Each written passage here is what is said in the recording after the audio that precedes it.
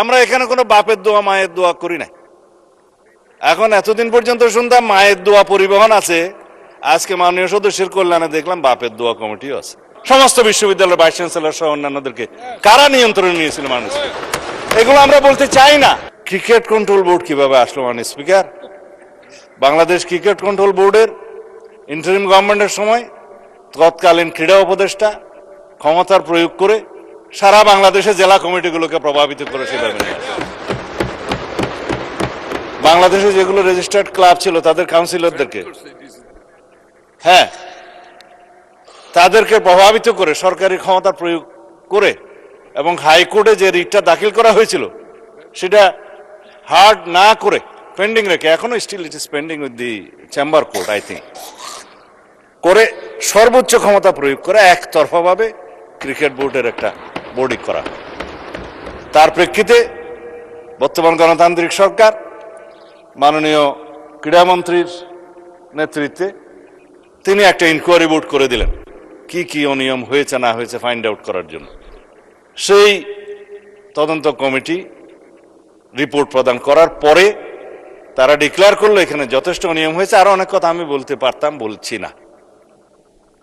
তারপরে সেটা ডিজলভ হয়েছে, ডিজলভ হওয়ার পরে একটা ক্রিকেট কন্ট্রোল বোর্ড হয়েছে, আহ্বায়ক কমিটি হয়েছে, অ্যাডক কমিটি। কাকে দিয়ে হয়েছে? এই দেশের কৃতি ক্রিকেটার, বাংলাদেশে সবচেয়ে পরিচিত, সারা বিশ্বে পরিচিত তামিম ইকবালকে দিয়ে। মাননীয় স্পিকার, আমি জানি আপনার সময় নষ্ট করছি, কিন্তু ফর রেকর্ড আপনি জুলাই অভ্যুত্থান সুরক্ষা এটার উপর বলেন। ক্রিকেট কন্ট্রোল বোর্ডের অ্যাডক কমিটিটা করা হয়েছে। আমরা এখানে কোনো বাপের দোয়া মায়ের দোয়া করি না। এখন এতদিন পর্যন্ত শুনতাম মায়ের দোয়া পরিবহন আছে, আজকে মাননীয় সদস্যের কল্যাণে দেখলাম বাপের দোয়া কমিটিও আছে। চাই A1 SWR pipe and fittings, A1 engineers number 1 choice. যাই হোক, মানবাধিকার কমিশন নিয়ে উনি কথা বলেছেন, এটা বলতে হয়, জাতির কাছে কিন্তু ভুল রিপোর্ট যাচ্ছে মাননীয় স্পিকার। হ্যাঁ, 3 মাসের ভিতরে ক্রিকেট কন্ট্রোল বোর্ড ইলেকশন দেবে তারা বিধি মোতাবেক। মানবাধিকার কমিশন মাননীয় স্পিকার, গুম কমিশন এবং আইসিটি অ্যাক্ট, তিনটার মধ্যে ওভারল্যাপিং আছে।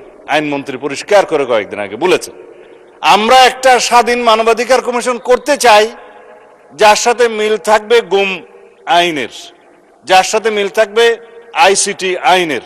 কারণ গুমের কারণে যে বিচারটা আইসিটি কোর্টে এখন করা হচ্ছে, আইনটা পরিবর্তন করে, যার সাজা যাবজ্জীবন এবং মৃত্যুদণ্ডও আছে খুব সম্ভবত।